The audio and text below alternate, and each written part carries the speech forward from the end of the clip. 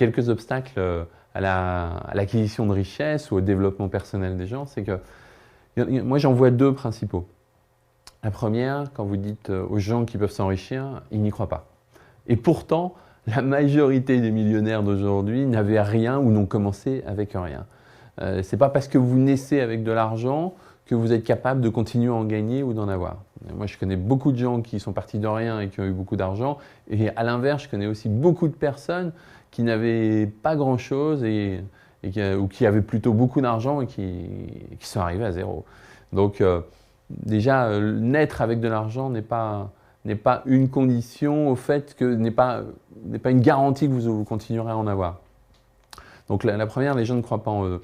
Et la deuxième, qui est plutôt une conséquence, si les gens ne croient pas en eux, ne croient pas qu'ils peuvent s'enrichir, ben, ils font rien, tout simplement. Ils font rien. Donc on leur donne quelques recettes, ça leur semble tellement facile, parce que s'enrichir, c'est pas si difficile que ça, améliorer sa vie, c'est pas si difficile que ça, mais aux gens, ça leur semble tellement facile qu'ils ne font pas les choses. Et ça m'a toujours étonné et sidéré. Et ça vient peut-être aussi de notre culture judéo-chrétienne qui dit que si on ne souffre pas, on ne mérite pas, ou alors on ne peut pas avoir. Mais moi, franchement, je vous dis que s'enrichir, prospérer, changer sa vie, c'est pas difficile. Et la première chose qu'il faut faire, c'est prendre la décision de changer les choses et de vouloir vraiment quelque chose de plus pour soi. Est-ce que ça prend beaucoup de temps de s'enrichir ? Déjà, vous ne pouvez pas le faire en 5 minutes.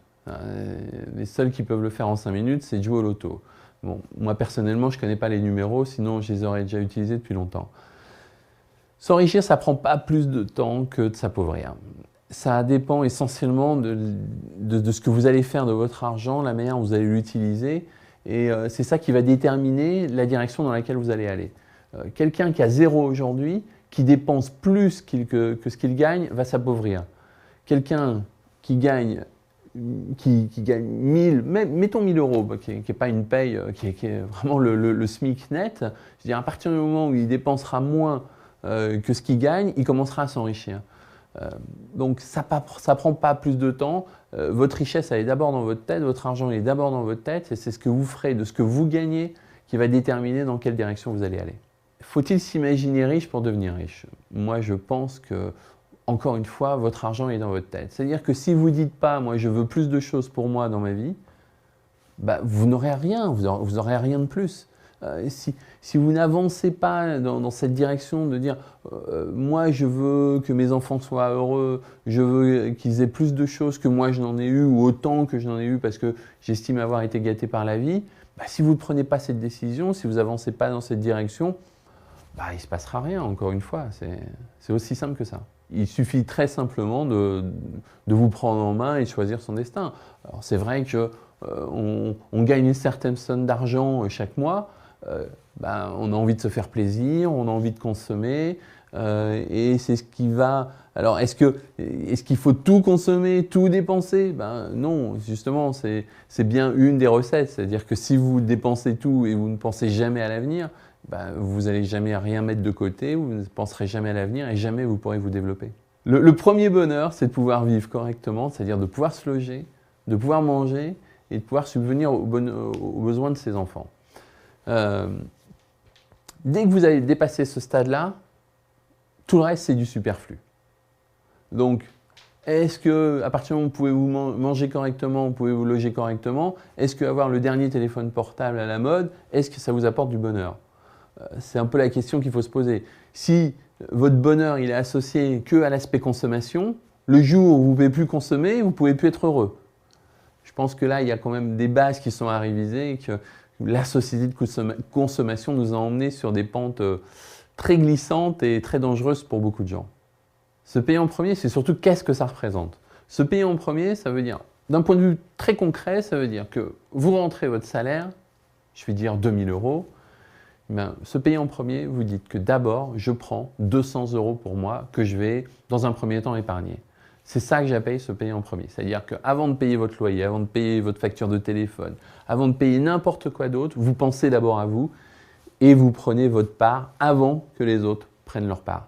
C'est-à-dire, ou avant que vous leur donniez leur part. Bon, alors il y en a qui vont appeler ça de l'épargne, mais en réalité, ça va beaucoup plus loin que ça. C'est-à-dire que le simple fait que vous investissiez dans ce principe, c'est que vous pensez à l'avenir. Puisque si vous mettez quelque chose de côté, c'est pas pour tout de suite, justement, c'est pour ce qui va se passer demain, après-demain, pour vous construire un peu de sécurité et surtout vous donner des choix. Parce que on a tous des coups durs dans la vie. Si un jour vous avez un coup dur, d'un point de vue économique, ça se reflètera d'un point de vue économique. Donc d'un point de vue économique, si vous avez un coup dur et vous avez un peu d'argent de côté, ben, vous pourrez pallier au problème. Si vous n'avez rien, ben, non seulement vous allez avoir votre problème, mais il va y avoir un deuxième problème, c'est-à-dire le manque d'argent qui va venir se cumuler. Donc se payer en premier est sans aucun doute un des plus grands principes, je dirais, de la sécurité, surtout dans un monde capitalistique et surtout de prospérité. L'argent, à mon sens, ça sert à deux choses.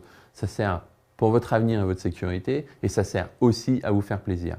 Si vous faites que de vous faire que plaisir, bah vous ne pouvez pas assurer votre sécurité. Mais si vous ne faites que assurer votre sécurité, vous ne pouvez plus vous faire plaisir. Donc je pense qu'il y a un mix entre les deux à trouver. Maintenant, comment on fait pour assurer les deux? Bon, déjà, si plus vous dépensez, bah moins il vous reste. Alors, comment il faut dépenser? Il faut dépenser, le plus simple, qui n'est pas non plus le plus évident, c'est de dire j'achète ce que j'ai besoin. Et peut-être aussi d'éviter dans le piège de la société, de tomber dans le piège de la société de consommation qui veut toujours vous faire consommer plus, comme je disais tout à l'heure, en assimilant consommation et bonheur. Donc si vous pensez que plus vous consommez, plus vous êtes heureux, bah, là vous êtes vraiment dans le piège. Le bonheur, il n'est pas là, il n'est pas dans votre argent. Il y a beaucoup de gens qui n'ont pas beaucoup d'argent et qui sont parfaitement heureux parce que votre bonheur, il est avant tout dans votre tête avant d'être dans votre porte-monnaie. Donc votre bonheur, il est avec vos proches, vos amis, vos enfants, vos relations, votre épanouissement personnel. Et encore une fois, il n'est pas dans les magasins. Alors je ne dis pas, encore une fois, qu'il faut se frustrer, se priver. Faites-vous plaisir, c'est très important pour avoir le plaisir de vivre. Mais il faut aussi penser à l'avenir. Sinon, encore une fois, si vous avez un coup dur, non seulement vous ne pourrez plus assurer votre avenir, mais vous ne pourrez plus vous faire plaisir. Alors comment savoir si un investissement va perdurer sur le long terme? Je pense que la plupart des gens devraient utiliser leur bon sens. C'est-à-dire que nous sommes trop menés par la cupidité. C'est-à-dire qu'on veut toujours gagner plus. Mais gagner plus, c'est donc vouloir toujours un petit peu plus. Et c'est souvent le petit peu plus qui nous fait perdre tout ce qu'on a gagné avant. Il y avait, je crois que c'était le baron Rothschild ou Rockefeller, je ne me rappelle plus, c'est l'un des deux qui disait « Je me suis enrichi en vendant toujours trop tôt ». C'est-à-dire qu'il achetait des investissements, des actions pour la banque ou pour ses clients et il les vendait trop tôt. C'est-à-dire qu'il disait « Ok, on a gagné 20%, on s'en va, on a bien gagné notre vie ». Alors même si l'action montait 30, 40, 50, 100% plus haut. Bon, il ne faut pas être trop gourmand. Maintenant, vous ne pourrez jamais, vous êtes dans un marché immobilier, vous pouvez acheter quand c'est pas cher, mais vous ne pouvez jamais savoir quand ça sera le plus cher. Le problème de la plupart des gens, c'est qu'ils achètent quand c'est très cher. Et ils pleurent parce que les prix plongent et ils revendent quand ça a baissé parce qu'ils ont peur que ça aille encore plus bas et généralement, c'est la manière dont ils perdent de l'argent. Donc, la meilleure protection, c'est son bon sens.